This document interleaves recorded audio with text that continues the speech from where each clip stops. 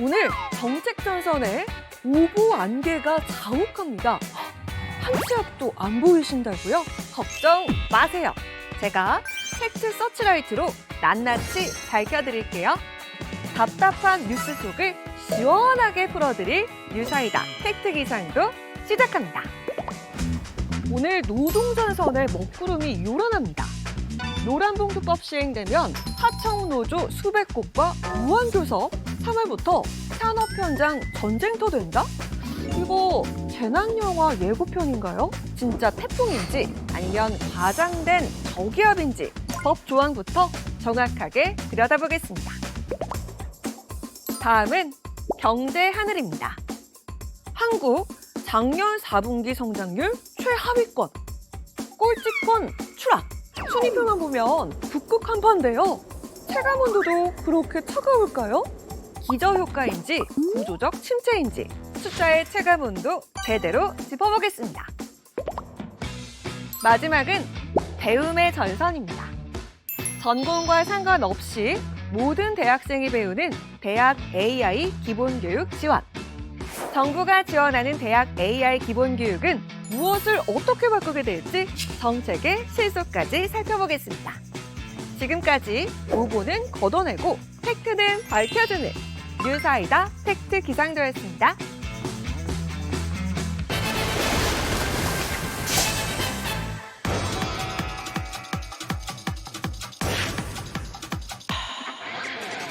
시청자 여러분 안녕하십니까? 쏟아지는 정보 속에 중심을 잡는 KTV 팩트체크 뉴사이다의 팩트 정리맨 최대환입니다. 안녕하세요. 여러분의 답답한 속을 뻥 뚫어드릴 팩트 족집게 강아랑입니다. 오늘도 우리 정책의 이면을 날카로운 시선으로 분석해 주실 전문가를 모셨습니다. 서연희 변호사님 어서 오세요. 어서 오십시오. 네, 안녕하세요. 감정에 휘둘리지 않고 사실과 법리만으로 사안을 냉정하게 짚어보겠습니다. 든든합니다. 자, 그럼 오늘 첫 번째 주제는 말이죠. 잠깐! 최 앵커님, 제가 네. 문제 하나 내도록 하겠습니다. 그러시지요. 이 산업 현장에 밤마다 피를 말리는 정체불명의 괴담이 돌고 있다고 하는데요. 자, 이 세 가지 봉투 중에 어떤 것과 관련이 있는지 아시나요? 전 이걸 택하겠습니다. 오! 바로 노란 봉투죠. 자, 원청이 수백 개의 하청 노조와 무한 교섭을 하느라고 집에도 못 가게 된다는 바로 그 노란 봉투 괴담 아니겠습니까? 맞습니다. 이 쪼개기 교섭으로 춘투 대란이 온다라는 보도가 잇따르면서 산업계가 공포에 떨고 있습니다. 네. 그래서 이번 시간에는 3월 10일 시행을 앞둔 노란 봉투법 본격적인 팩트 체크를 들어가 보겠습니다. 자, 오늘 이 사안의 사실관계를 명확하게 확인해 주실 분입니다. 이현옥 고용노동부 노동정책실장이 나오셨습니다. 실장님 어서 오십시오. 반갑습니다. 안녕하세요. 고용노동부 이현옥 노동정책실장입니다. 국민들의 불안감을 싹 없애드릴 수 있도록 제대로 설명해드리겠습니다. 네, 잘 오셨습니다. 자, 그럼 팩트 체크에 앞서서 우선 답답한 속에 도움이 되는 우리 시원한 사이다 한 잔 마시고 들어가겠습니다. 하나, 둘, 셋.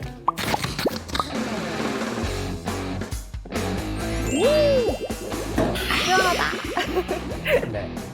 출연자를 살찌우는 프로그램 뉴사이다와 함께하고 계십니다. 실장님, 이게 궁금한 게 있습니다. 노란봉투법이 시행이 되면 원청이 하청노조 수백 곳과 무한 교섭을 해야 한다. 이 보도 사실입니까? 절대 사실이 아닙니다. 네, 지금 전혀 사실이 아니다라고 굉장히 단호하게 대답을 해주셨는데 본격적인 얘기에 들어가기에 앞서서 우선 변호사님께 여쭐게요. 자, 시청자분들께서는 노란봉투법 이름은 들어봤는데 이게 정확하게 무엇이 어떻게 바뀌는 건지 그 내용은 아직 정확하게 모를 수도 있거든요. 개념 정리를 좀 부탁드립니다. 노란봉투법은 정식 명칭은 노동조합과 노동관계조정법입니다. 왜 노란봉투법이라고 부르는지를 모르시는 시청자들도 많으신 것 같아요. 왜 노란봉투법인가요? 네, 하수 예전에는 근로자들이 월급을 노란봉투에 담아가지고 현금으로. 집으로 가져왔습니다. 앵커님 기억하시나요? 저는 기억이 나는데 안 나는 척하네요. 유감이게도 저는 기억이 납니다.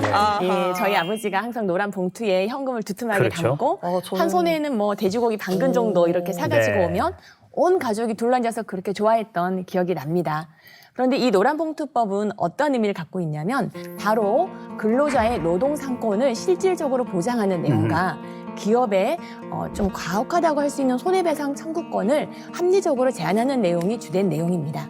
첫 번째는 원청에 대하여 하청 노동자들이 노조 교섭을 청구할 수 있다는 내용입니다. 두 번째는 방금 말씀드린 것처럼 손해배상 액수를 제한하는 것인데요. 근로자 개인에게 청구할 때는 좀 구체적이고 타당성 있는 금액으로 네. 입증하여 청구하도록 책임을 제한하고 있습니다. 이제 마지막으로 노란봉투법에서는 근로조건을 결정하는데 영향을 미칠 수 있는 사업상의 결정까지도 포함하여 노동쟁의의 대상으로 포함시킬 수 있다라고 결정하였습니다. 네. 네, 이해가 쏙쏙 됩니다. 개념 정리가 완벽하게 된 것 같은데, 근데 그 기사에서는 교섭 창구 단일화 제도가 사실상 무력화된다 이렇게 하는데 하청 노조가 이해관계가 다르다 이렇게 주장을 하면 원청이 수백 번 교섭해야 한다 이런 이야기가 있습니다.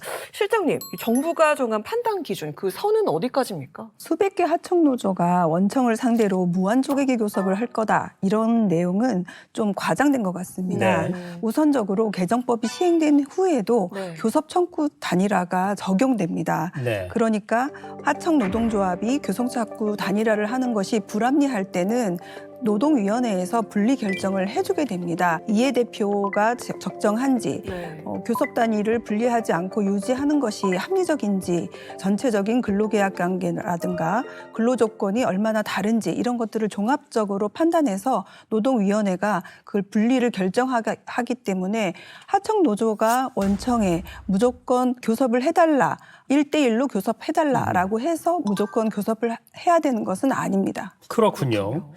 자, 한 가지 더요. 교섭 기준을 누가 판단하냐. 이것도 중요할 것 같습니다. 조선이나 철강처럼 이제 노사 갈등이 전통적으로 좀 심한 업종은 벌써부터 긴장감이 높다고 들었는데요. 정부가 이 단체 교섭 판단 지원 위원회라는 걸 운영한다고 들었는데 그래서 현장의 소송 혼란을 좀 줄일 장치가 될 수 있을지 궁금하네요. 네, 정부는 개정노조법을 안착시키기 위해서 개정노조법 해석 지침과 교섭 절차 매뉴얼을 만들었습니다. 네. 그 과정에서 그 하청 노조들이 교섭 단위를 분리하고 또 사용자성을 인정하고 이런 것들을 해석을 적용하기 위해서 단체 교섭 판단 지원 위원회를 구성해서 지원하려고 합니다. 네. 이 단체 교섭 판단 지원 위원회는 전문가분들로 구성이 돼 있고 이 구성에도 또 노사 의견을 들어서 구성을 했습니다. 그래서 하청 노조가 원청 노조에게 교섭을 하자라고 요구를 했는데 원청 노조가 나는 사용자가 아니다라고 했을 때 정부한테 바로 판단을 구할 수 있습니다. 네. 그러면 정부가 일관된 해석 지침에 따라서 교섭을 촉진시키는 역할을 할 수 있습니다. 그런 의미에서 수백 개의 하청 노조가 원청을 상대로 벌떼처럼 이의를 제기할 것이다라는 것은 좀 과다한 추측이다라는 얘기군요. 자, 그럼 이제 기업 경영주 입장에서 네. 가장 궁금한 사안을 한번 살펴볼까요? 네, 맞습니다. 정말 엄청 궁금하실 것 같은데요. 시청하시는 사장님들 지금 당장 볼륨을 높이세요. 그렇습니다. 자, 실장님, 기업의 해외 투자라든지 인수합병이라든지 이런 고도의 경영적인 결정까지 이제 노조가 파업으로 다 막을 수 있다. 이런 얘기가 있거든요. 그러면 경영주의 경영권이 아예 사라지는 게 아닌가. 이런 우려가 있던데요. 경영권이 완전 사라진다 이런 건 과도한 걱정이신 것 같습니다. 네. 경영상의 결정은 당연히 존중되는데 그 경영상의 결정이 근로자들의 고용 지위라든가 그다음에 근로 조건에 직접적으로 영향을 줄 때는 네. 사용자하고 성실히 교섭해라라는 의미입니다. 예를 들어 정리해고 같은 경우에 과거의 법원에서는 정리해고를 고도의 경영상 결정이라고 해서 정리해고 자체에 대해서는 교섭할 수 없었습니다. 네. 하지만 정리해고만큼 근로자들의 지위라든가 근로조건에 막대한 영향을 주는 것은 없을 테죠. 그렇죠. 그것조차도 교섭하지 못하는 이런 불합리한 것을 이번 개정법에서 바꾼 것입니다. 그래서 앞으로는 근로자의 근로조건, 그다음에 고용상 지위에 결정적인 역할을 할 수 있는 영향을 미칠 수 있는 경영상의 결정에 한해서 노조하고 성실히 교섭해라라는 의미를 가진 것입니다. 네. 네. 네, 일각에선 3월 산업 현장이 전쟁터가 될 것이라는 전망이 나오고 있는데 이 전쟁터라는 표현 너무 세고 무서운 것 같아요. 그렇습니다. 과연 이게 실제 전쟁이 될지 아니면 말의 전쟁으로 그칠지 지금부터 구분을 좀 해봐야 되겠네요. 변호사님께 이어줄게요. 과거 판례라든지 유사 사례들로 봤을 때 실제 산업 마비 뭐 이런 사태로 이어질 가능성 어느 정도로 보세요? 네, 사실 이제 과거의 유사 사례를 한번 살펴보겠습니다. 가장 이제 최근 사례로는 2011년 복수노조 허용이 좀 유사한 사례가 아닐까 생각이 드는데요. 네. 또 다음 달부터 모든 사업장에 복수 노조가 허용됨에 따라 노동계에도 큰 지각 변동이 예상되고 있습니다. 7월 1일부터 한 사업장에 여러 개의 노조 설립이 허용됩니다. 단 회사 측과 단체 교섭을 벌일 때는 노조가 자율적으로 대표 노조를 만들어 교섭 창구를 하나로 통일해야 합니다. 당시에도 복수노조를 허용하면 큰 혼란이 일어날 것이라는 우려가 팽배하였습니다. 그러나 실질적으로는 복수노조 허용 기간 동안 단기간 동안 112개의 복수노조가 설립은 되었지만 네. 우려와는 달리 산업계 마비 사태는 발생하지 않았습니다. 그랬죠. 조금 더 최근의 일로는 2022년에 중대재해처벌법이 시행되었던 때를 돌이켜볼 수 있겠습니다. 당시에도 한국에서 기업을 더 이상 할 수 없다라고 하는 불안이 만연하였었는데요. 실제로 중대재해처벌법이 적용되었다고 하더라도 기업가의 구속률이 굉장히 높아졌다거나 경영 마비 상태가 발생했다거나 이런 우려는 이런 사태는 발생하지 않았습니다. 그렇군요. 네, 일부에서 노란봉투법을 둘러싼 우려가 계속해서 나오고 있습니다. 네. 산업 현장의 혼란을 최소화하기 위해서 정부가 분명하게 약속할 수 있는 그런 점들 어떤 게 있을까요? 중앙정부에서는 공공 부분에서 합리적인 교섭이 정착되도록 관계부처와 협업하고 있습니다. 네. 또 고용노동부 본부 차원에서의 명확한 그리고 일관된 법 해석과 중앙노동위원회 또 지방관서에서도 노사를 적극적으로 지원해서 이 제도가 합리적으로 잘 정착될 수 있도록 하겠습니다. 네, 잘 알겠습니다. 그러면 오늘 팩트체크 정리 들어가 보겠습니다. 노란봉투법이 시행되면 원청이 하청 노조 수백 곳과 자동으로 무한 교섭을 해야 한다는 주장, 사실과 다릅니다. 교섭은 자동이 아니라 명확한 요건이 있고 또 분리도 주장만으로 되는 건 아니라는 점 확인했습니다. 노란 봉투는 괴담이 아니라 노동자의 권익을 보호하는 법률입니다. 네, 이현옥 고용노동부 노동정책실장님 오늘 나와주셔서 고맙습니다. 고맙습니다. 고맙습니다.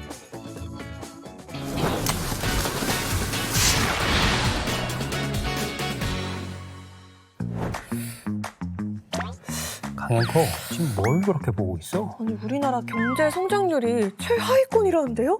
정말? 그 정도는 아닌 것 같은데.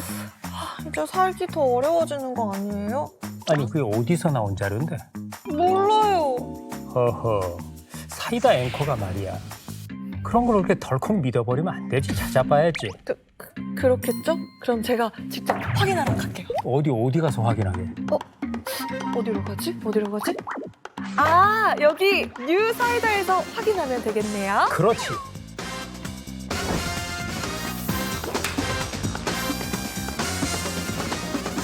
네, 조금 전에 상황극을 통해서도 잠깐 보셨듯이 한국의 경제 성장률이 최하위권이다? 아하, 얼핏 들으면 우리 경제에 큰 위기가 닥친 듯한 이런 보도들이 얼마 전에 많이 나왔습니다. 과연 사실일까요? 네, 이 기사들이 나온 배경과 그 이면에 숨겨진 진실 확실하게 파헤쳐 보도록 하겠습니다. 네. 우리 경제를 책임지고 있는 부처죠. 재정경제부 김기범 종합정책과장님 함께하겠습니다. 어서 오세요. 어서 오십시오. 안녕하세요. 재정경제부 종합정책과장 김귀범입니다. 오늘 관련 정책의 취지와 핵심 내용을 사실에 기반해 정확히 설명드리겠습니다. 네, 잘 오셨습니다. 자, 과장님 그럼 먼저 우리 시청자들의 불안감부터 좀 해소해 주기 위해서 우리 경제 성장률이 앞서 상황극에서 보신 것처럼 뭐 크게 걱정해야 될 그런 수준인 건가요? 결론부터 말씀드리면 전혀 그렇지 않습니다. 종합적으로 볼 때 최근 우리 경제는 국내적으로 소비와 투자가 개선되고 있으며 대외적으로는 반도체를 중심으로 한 수출 호조에 힘입어 경제 회복 흐름이 이어지고 있는 상황입니다. 자, 그렇다면 얼마 전 기사에 나온 작년 4분기 경제 성장률이 주요 24개국 중에 22위다. 이 기사 어떻게 된 겁니까? 앞에서 언급된 기사의 내용처럼 전체적인 경기 흐름을 고려하지 않고 특정한 짧은 시점에서 국가 간 단순 비교를 하는 경우에는 착시에 빠질 수 있습니다. 작년도 우리 경제는 1, 4분기 계엄 등의 충격으로 역성장을 기록한 이후에 빠르게 반등을 해왔습니다. 네. 수치를 보자면 1, 4분기에는 마이너스 0.2%였지만 2, 4분기에는 0.7%, 3, 4분기에는 1.3%로 빠르게 높아지고 있었습니다. 네. 와. 다만 4, 4분기는 앞에 3, 4분기의 높은 반등으로 인해 조정을 받았습니다. 이는 비교하는 기준 시점에 따라서 실제 수치보다 낮아 보이는 현상으로 기저효과라고 합니다. 네. 조금만 더 상세하게 설명을 드리자면 2025년 3, 4분기 성장률은 1.3%로 기사에 언급된 24개국 중 1위에 해당하는 아주 높은 아하. 성장입니다. 대단한데요? 네, 그래서 최소한 착시에 빠지지 않기 위해서는 3분기와 4분기를 묶어서 평균으로 보시는 방법이 있습니다. 이 경우 기사에서 언급된 24개국 중 9위에 해당하는 수치입니다. 우리와 같이 선진국의 경우는 개도국과 경제 규모나 구조가 다르기 때문에 이러한 특성까지 감안해서 선진국 20개국만 보면 5위에 해당하는 수치입니다. 대단한 성과 아니에요? 그렇군요. 자, 그러니까 사실 전체가 아니라 일부만 보여줬다. 이렇게 읽히는 얘기네요. 변호사님, 사실 이럴 때는 일부 숫자만 보여줄 게 아니라 전체 맥락이랄까 어떤 전체적인 흐름, 추세 이런 걸 봐야 되는 거 아닙니까? 네, 맞습니다. 저도 이 뉴사이다를 통해서 해설을 들으면서 불안감이 많이 해소가 되었는데요. 숫자를 인용해서 보도를 할 경우에는 시청자들은 신뢰를 하게 됩니다. 네. 하지만 이렇게 경제적인 통계치의 경우에는 방금 말씀해 주신 것처럼 전년비라든가 전기비라든가 또는 기저효과 이런 맥락을 같이 전달을 해주셔야만 그 숫자의 의미를 정확하게 이해할 수 있을 것 같습니다. 일부 언론사 같은 경우에는 자극적인 제목을 붙여서 클릭수를 유도하기도 하는데요. 제가 담당한 사건 등에서는 이렇게 잘못된 인식을 제목으로 끌어내는 경우에는 불법행위로서 손해배상을 청구한 경우도 있었습니다. 그래서 숫자에 대해서는 이 숫자가 의미하는 것과 의미하지 않는 것을 상세하게 알려주는 것이 반드시 필요한 것 같습니다. 네. 이 기사도 손해배상 청구 가능한가요? 개인적으로 연락 주십시오. 알겠습니다. 알아서 편집하세요. 네. 변호사님도 우리 경제가 더 좋아질 거란 기대하고 계십니까? 네, 그럼요. 와. 저는 이제 이재명 대통령님이 그 선거 공약으로 코스피 5천을 내세우셨을 때 저는 좀 믿었습니다. 그래서 주위에 그래도 우리 정부가 좋은 정책으로 반드시 3,500까지는 끌고 갈 거야 라고 말을 했었는데 2026년에 6천을 넘을 줄은 저도 차마 상상은 하지 못했습니다. 네. 그쵸. 예, 그렇지만 우리 기업이 워낙 실적과 기술이 좋기 때문에 저도 굉장히 기대하고 있습니다. 네. 자, 조금 전에 얘기했듯이 우리 경제 성장 전망에 대해서도 주요 기관들이 성장률을 많이 올렸더라고요. 과장님, 올해 좀 기대를 더 해봐도 될까요? 어떻습니까? 기대하고 있습니다. 네, 정부는 지난 1월 금년도 경제 성장 전략을 발표하면서 성장률 전망을 2%로 제시했습니다.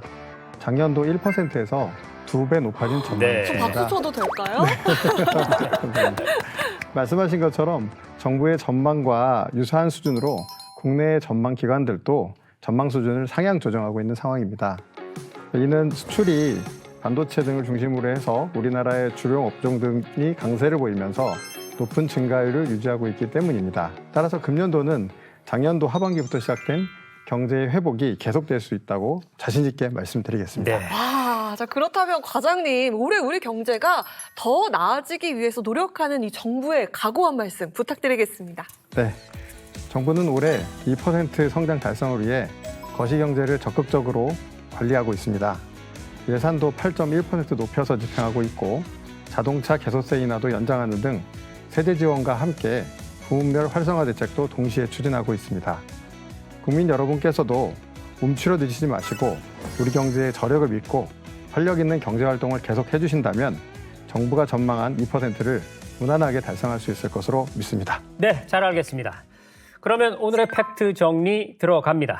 우리 경제 작년 4분기 성장이 24개국 중 22위라는 건 자칫 오해를 불러일으킬 수 있는 단순 비교에 의한 것이었다는 점 확인했습니다. 나무만 보지 말고 숲 전체의 모습을 보는 통찰, 특히 경제 분야에선 더욱 중요할 것 같습니다. 네, 오늘 명확한 사실 알려주신 김기범 과장님께 진심으로 감사드립니다. 고맙습니다. 고맙습니다.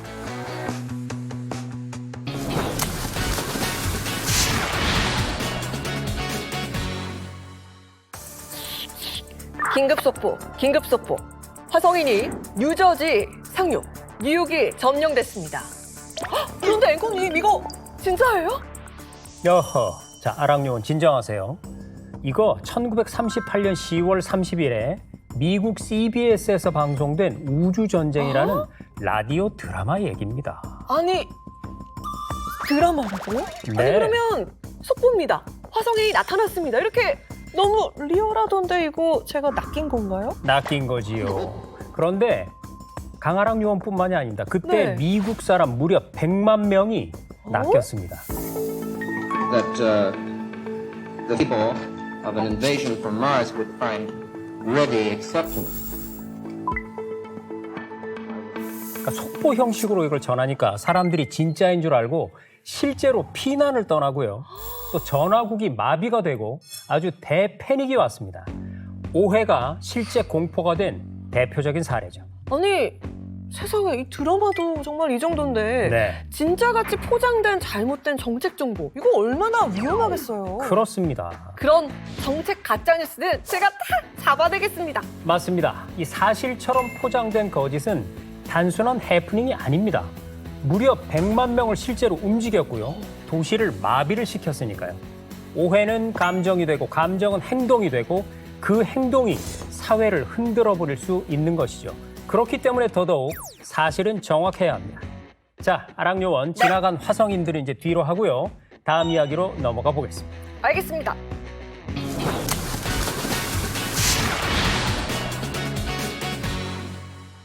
네, 잘못된 정책 정보를 톡 쏘는 시원함으로 풀어주는 저희 뉴사이다. 하지만 알면 힘이 되는 정책 소식도 시원하게 함께 알려드립니다. 네, 저희 뉴사이다가 전하는 굿뉴스, 굿 정책 시간입니다. 자, 변호사님, 혹시 AI 많이 활용하시나요?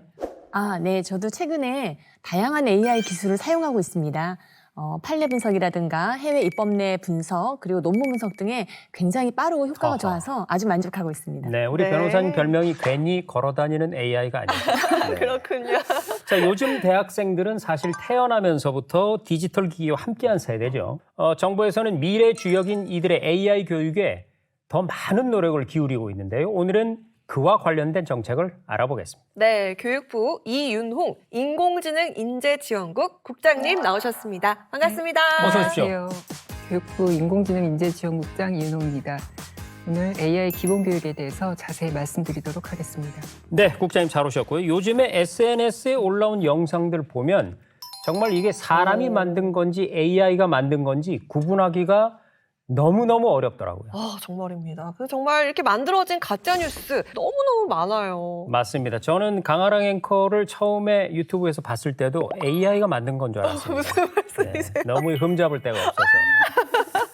자, 그런 걸 잘 걸러내려면 여러분 우리 뉴사이다를 반드시 시청하셔야 되지만 AI에 대해서 미리 좀 잘 알아놔야겠다 이런 생각도 들거든요. 네. 요즘에 대학가도 AI 교육이 화두가 되고 있습니다. 정부에서 대학 AI 기본 교육과정 개발을 지원한다는데 자, 국장님 우선 AI 기본 교육이라는 게 어떤 건지부터 좀 설명해 주시죠. 네, 저희가 추진하는 AI 기본교육과정 지원 사업에서 말하는 기본계획은 네. 대학생들이 전공에 관계없이 기본적으로 갖추어야 될 보편적인 AI 역량을 기르도록 하는 것을 마치 의미합니다. 국영수처럼. 네. 네, 여기서 말하는 보편적인 AI 역량이라고 하면 먼저 AI 윤리나 비판적인 사고, 그리고 기초적인 AI 도구 활용과 같은 AI 리터러시 역량을 포함하고 있고요. 또 이를 바탕으로 해서 학생들이 일상생활의 영역에서나 자기의 전공 분야에서 AI를 필요에 따라서 더 올바르게 효과적으로 활용할 수 있는 역량을 키울 수 있도록 하는 것입니다. 그리고 이런 기본적인 역량이 바탕이 되어야 보다 전문화된 인재 양성으로 나아갈 수 있을 거라고 생각을 네. 합니다. 네, 그런데 여기서 전공에 관계없이 모든 대학생들에게 AI 교육을 하는 것인데 이게 어떤 배경에서 추진이 된 건가요? 네, 모두 아시다시피 지금 AI 기술이 급격하게 발전하면서 이제는 모두가 AI를 일상에서 경험하고 또 쉽게 접하고 사용할 수 있는 환경이 되었습니다. 네. 실제로 대학에서도 학습하는 과정에서나 과제를 수행하는 과정에서 광범위하게 AI가 활용되고 있고요. 그렇죠. 네, 이런 현실 속에서 교육부에서도 얼마나 많은 AI 전문 인재를 양성할 것인지에 대한 고민과 함께 이제는 어떻게 하면 모든 학생들이 AI와 공존하면서 살아갈 수 있는 기본적인 역량을 갖출 수 있도록 할 것인지에 대해서 고민을 하게 되었습니다. 실제로 대학에서 많이 이렇게 AI를 활용하는 것과 별개로 네. 아직까지는 AI에 대한 이해나 이런 비판적이고 윤리적으로 활용하는 것에 대한 체계적인 교육은 좀 부족한 것이 현실이고요. 실제로 작년에 일부 대학에서 시험 중에 생성형 AI를 활용해서 부정행위가 있었던 것과 네. 같이 진짜요? 문제점들도 지적되고 있습니다.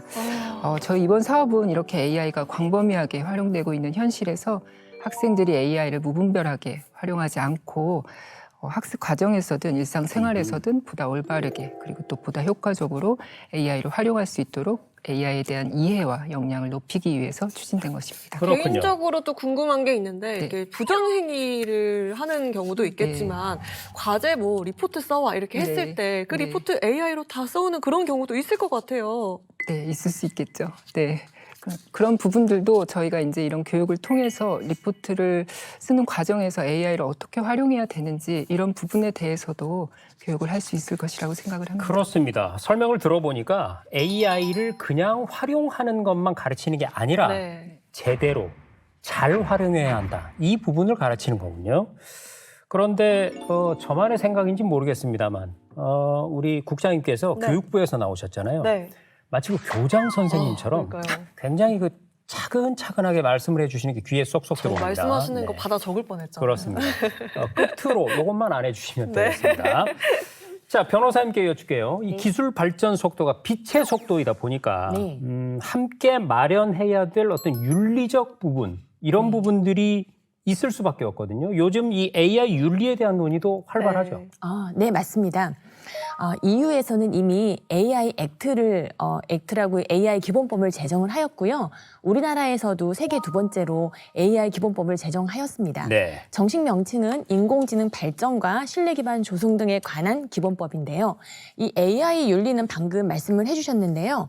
결국에는 사용하는 사람의 그 AI 리터러시 역량에 따라 달라지는 것 같습니다. 네. 이것을 어떠한 기준을 가지고 윤리적인 기준을 가지고 사용할 것인가는 정말 꾸준하게 교육을 해야 되는 문제인 것 같습니다. 네. 네. 국장님, 그 대학들도 자체적으로 AI 교육들을 정말 많이 하고 있다고 알고 있는데 정부에서 중점적으로 지원하는 것 어떤 게 있을까요?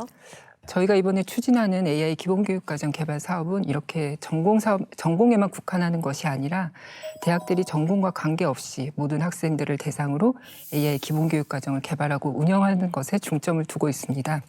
이를 위해서 올해 20개 교를 선정해서 지원을 할 예정이고요. 네. 이런 기본교육과정 개발 이외에도 이것을 가르치는 교수자분들이 AI 역량을 강화할 수 있는 다양한 프로그램들도 지원해서 우수한 AI 기본교육 사례를 확산하고자 합니다. 네, 그렇군요. 그러니까 보편적 AI 교육 이것이 목표인데 네. 지원은 정부가 하지만 실제로 구체적인 교육 과정을 개발하는 건 뭐 대학들이 하겠죠. 맞습니다. 네. 그러면 대학들은 이 기본 교육 과정을 어떻게 개발하고 운영하는지 사례를 들어서 좀 말씀해 주실 수 있을까요? 네, 대학에서는 크게 AI에 관한 교양 과목이나 AI를 활용한 소단위 전공 과정을 개발해서 운영할 수 있습니다. 네. 예를 들면 이제 사회학과에서 이런 전공 과정을 개발한다고 했을 때 사회학과의 AI 활용 소단위 전공 과정을 운영하게 되는데요.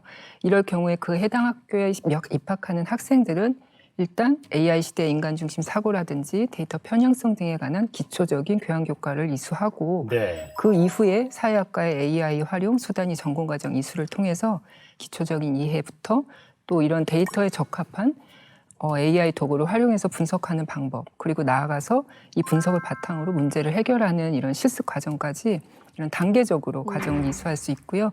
학생들은 이런 과정을 통해서 자신의 전공과 AI를 연계해서 깊이 있게 이해하고 또 네. 문제를 해결할 수 있는 능력을 기를 수 있을 것이라고 생각합니다. 아니 그런데 사실 그 AI를 어떻게 사용하는지에 대한 단순 활용법이 아니라 네. 윤리적인 이용, 데이터 편향성 그런 것까지 가르칠 수 있는 분들이 과연 충분할까 이런 생각이 들거든요. 그러니까요. 이 AI도 잘 알고 또 인문학적인 소양까지 갖춘 교수님들이 좀 많이 필요할 것 같은데 어떻습니까? 그래서 이번 사업에서는 이런 기본 교육과정 개발 외에도 이런 교수자분들께서 AI와 관련된 이런 연수 프로그램들을 지원받을 수 있도록 할 예정이고요. 네. 그리고 이런 교과목을 개발하거나 운영하는 데 있어서 어려움을 겪으실 경우에는 1:1 컨설팅도 제공해 드릴 예정입니다.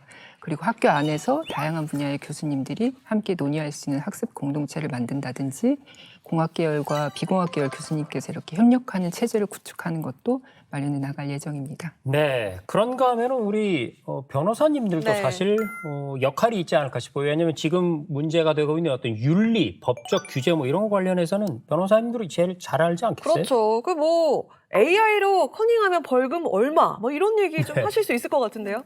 네. 조금 전에 설명드렸던 것과 같이 우리나라는 AI 기본법을 이미 이제 제정을 하였습니다. 거기에서 윤리에 관해서도 상당히 구체적으로 이제 제정을 하였는데요. 기본적으로 AI 기업가들은 다음과 같은 의무를 지켜야 됩니다. 첫 번째는 AI 기술을 사용하여서 만든 제품이나 뭐 이미지나 이런 것들에 대해서는 AI 기술을 사용했다는 것을 미리 사전에 사용자에게 명확하게 고지를 해야 되고요. 네. 딥페이크가 요즘 또 사회적으로 굉장히 많은 그러니까요. 문제가 되고 있지 않습니까? 그럼 딥페이크에 대해서는 사용자가 봤을 때 인식할 수 있는 표식을 분명하게 부착을 해야 되는 거고요. 그리고 전체적인 안전 체계를 갖춰야 됩니다. 그리고 조직도 갖추셔야 되고요. 마지막으로 아까 이제 인간 감독자가 꼭 있어야 된다라고 말씀을 드렸는데요. 이렇게 그 사회적 책임이 큰 고용량 AI 기업에서는 이러한 사실을 다 문서화해서 5년간 보관을 해야 되는 의무를 또 부여하고 있습니다. 네, 잘 알겠습니다. 자, 그런데 국장님, 저는 한 가지 더 생각해 봐야 할 것이 있다고 보는데요. 아까 올해 20개 학교를 선정해서 지원을 한다고 하셨잖아요. 근데 사실 뭐 예산도 많고 이미 잘하고 있는 학교는 지원을 안 해줘도 또 계속 잘하거든요. 그래서 좀 어려운 학교들 위주로 지원을 해야 될 것 같은데 어떻습니까? 네, 저희가 추진하는 이번 AI 기본교육과정 사업은 이 AI 기본교육과정 확산을 목적으로 하고 있는 만큼 네. 그동안 이런 지원이 좀 부족했던 대학들에게 좀 기회가 돌아갈 수 있도록 다른 재정 지원 사업에서 이 AI 기본교육과 관련된 지원을 받고 있는 대학들은 제외하고자 하였습니다. 네. 네, 최근에 AI 교육에 대한 관심이 높아지면서 국립대 육성 사업이라든지 과기정통부의 AI 중심대학 사업과 같은 재정 지원 사업에서도 이 AI 기본 교육에 대한 내용을 담고 있습니다. 그래서 이미 다른 사업으로 이렇게 AI의 기본 교육에 대한 지원을 받는 대학들은 이번 사업에서는 제외함으로써 가능한 한 많은 대학들이 이런 AI 기본 교육을 시작할 수 있도록 지원하고자 하고 있습니다. 네. 네. 잘 알겠습니다. 앞으로도 계속 열심히 해주시고요. 자, 그럼 오늘의 굿뉴스 굿정책 정리 들어갑니다.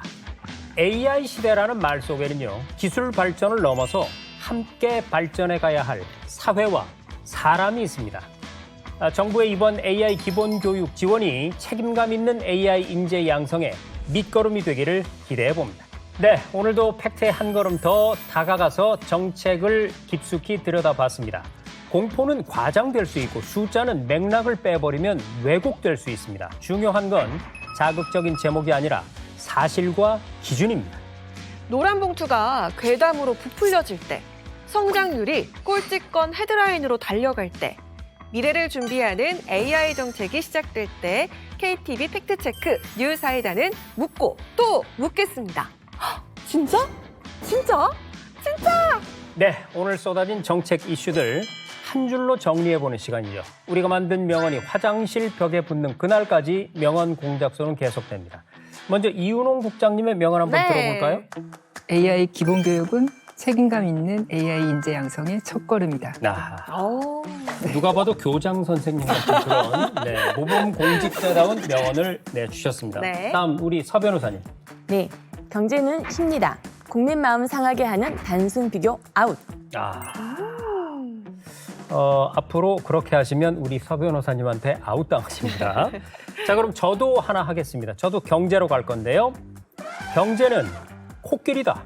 왜요? 다리만 만져선 전체를 알 수 없으니까. 괜찮았나요? 네. 자, 그럼 우리 강아랑 앵커 가시죠. 네, 노란봉투법은 상생의 가이드북이다. 그렇군요. 네, 지금까지 막연한 공포는 지우고 확실한 미래를 채우는 KTV 팩트체크 뉴 사이다였습니다. 다음 주에는 더 톡 쏘는 시원한 사이다로 여러분을 찾아뵙겠습니다. 네, 다음 주에도 꼭 팩트 확인하러 오세요. 저장! 네, 여러분 고맙습니다.